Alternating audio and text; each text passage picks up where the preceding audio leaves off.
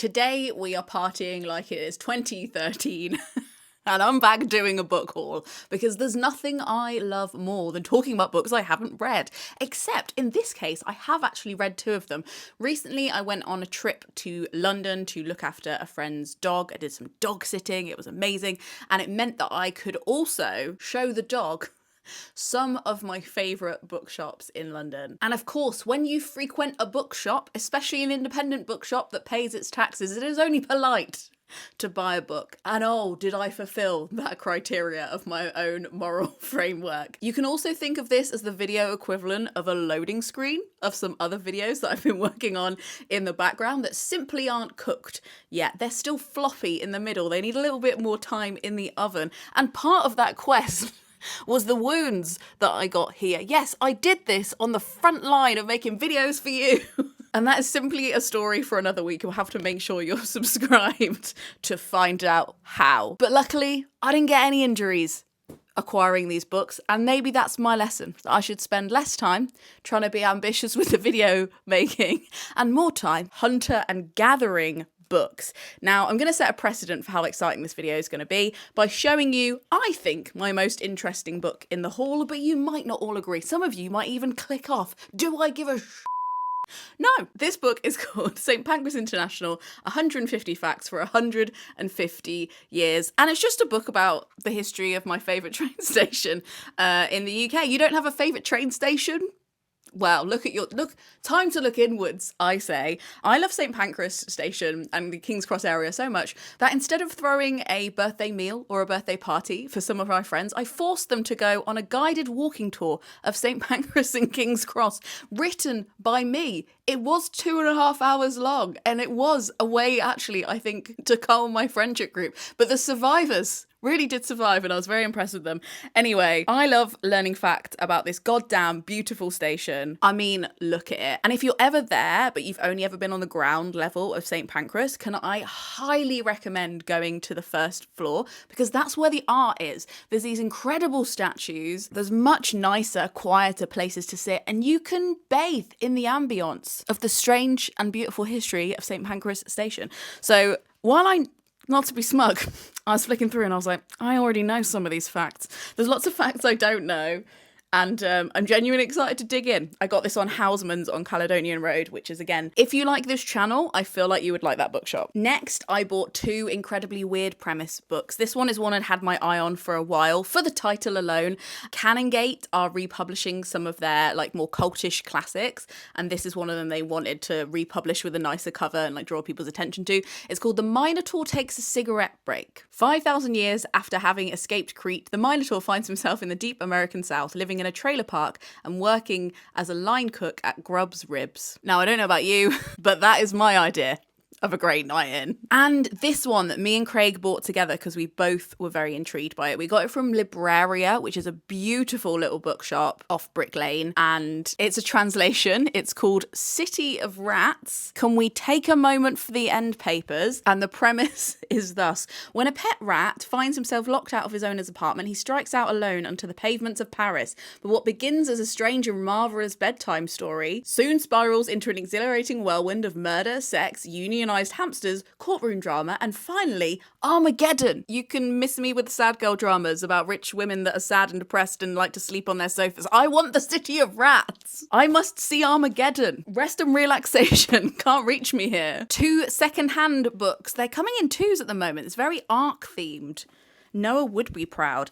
2 second-hand books that I bought on a charity bookshop jaunt I did with my friend Hannah, which she did film and I believe will be on her channel at some point, but just a little sneaky peek of 2 of the books that I got. This one I have wanted to read for ages. Margaret Atwood wrote a non-fiction book about the concept of debt. It's called Payback, and it's not about the rigid economics or a kind of discussion of that, but the philosophy and practice of debt in the ancient world and how that translates to today. And I think I love her non-fiction writing more than her fiction writing. I think if you're somebody who's never got on with her fiction writing, I would say her non-fiction strikes a really different tone. Well, no, it's not a different, it's the same sentiment. She's still like, maybe we should fix the world. It looks a little bit shit. I just feel like she has two incredibly rich repertoires, and it would be sad for me to think that you'd only read one half of them, the fiction side or the poetry side, and then dismissed the non-fiction side, because I think they are slightly different beasts.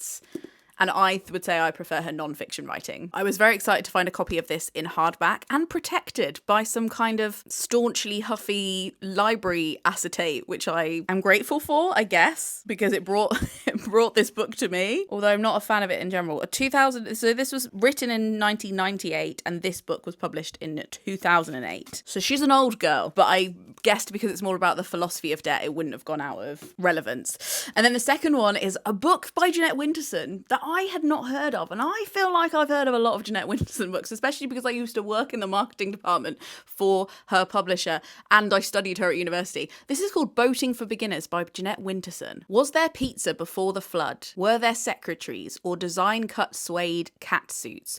Was there a fixed minimum wage in the catering industry? Should we believe everything we read in the Bible? The answers are all in Boating for Beginners, Jeanette Winterson's hilarious new novel. Meet Mrs. Monday, an astrologer without a telescope who cooks for the Noah household. Meet her daughter Gloria, whose elephant Tabor is not house trained. Meet Noah himself, not just as a religious leader, but a family man with a penchant for home inventing. Meet Bunny Mix, the most successful romantic novelist this side of the of Chandies. What terrible fate could they all have in common?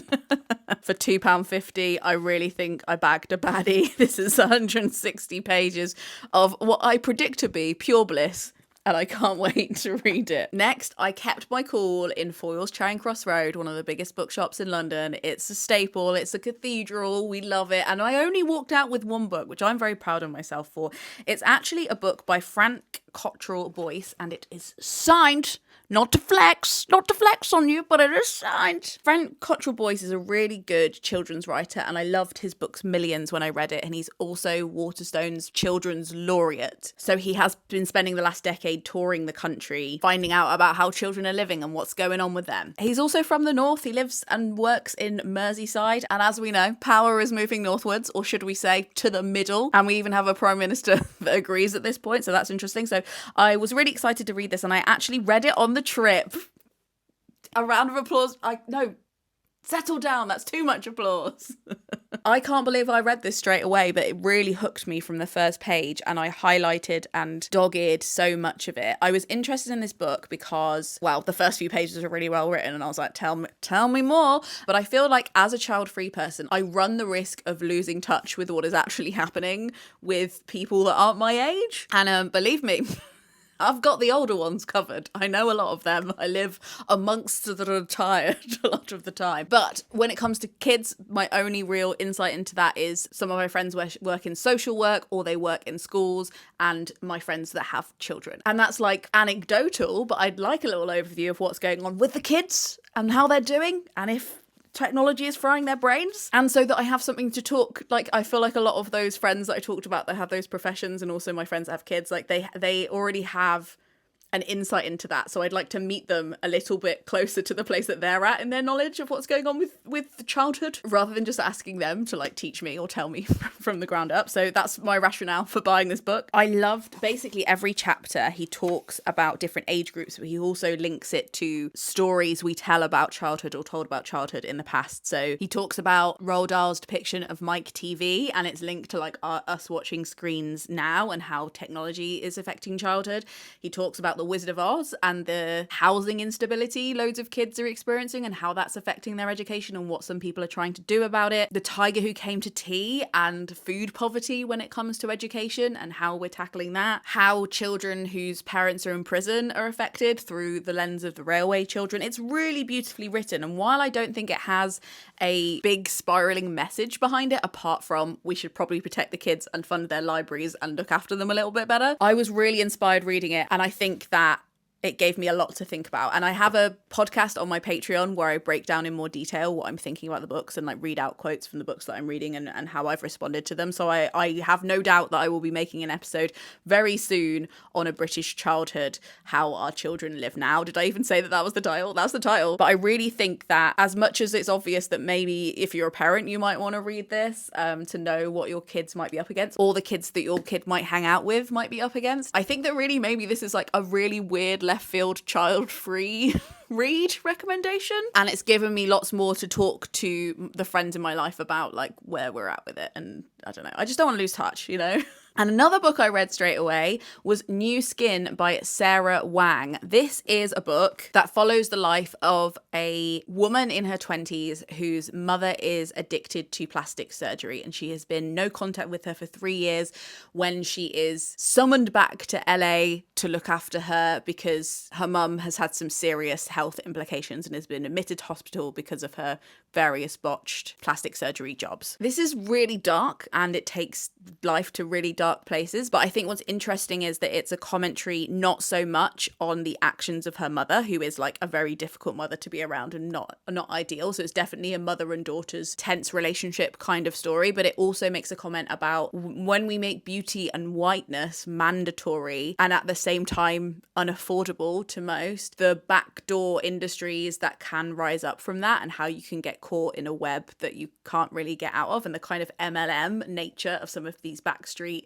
plastic surgery places in LA, whilst also making some really interesting points on what it means for the people who are related to you around you and who love you when you alter your appearance drastically in that way, and how her mother losing the ability to emote from the age of when she was about 8, like her mother couldn't emote properly, how that has affected her, and how she thinks about the confusion she feels between the autonomy of her mother and also watching her mother's body and thinking, that looks exactly like my body. She is changing our face. And she ends up going on this TV show called America's Beauty Extreme to try and win enough money to get her surgeries fixed, and how fucked up and surveillance-y that is. And while I think the book kind of lost me in the second half when it came to structure and pacing, I think in general it was a really worthwhile read, and I had some beautiful passages that I highlighted at the beginning of the book, and I think in general this would be an amazing book club read. Maggie Nelson and Colm Tolman have also given quotes for it, which is one of the reasons I picked it up as well. So not book of the year, but definitely a nice one for my brain to chew on. I had some really interesting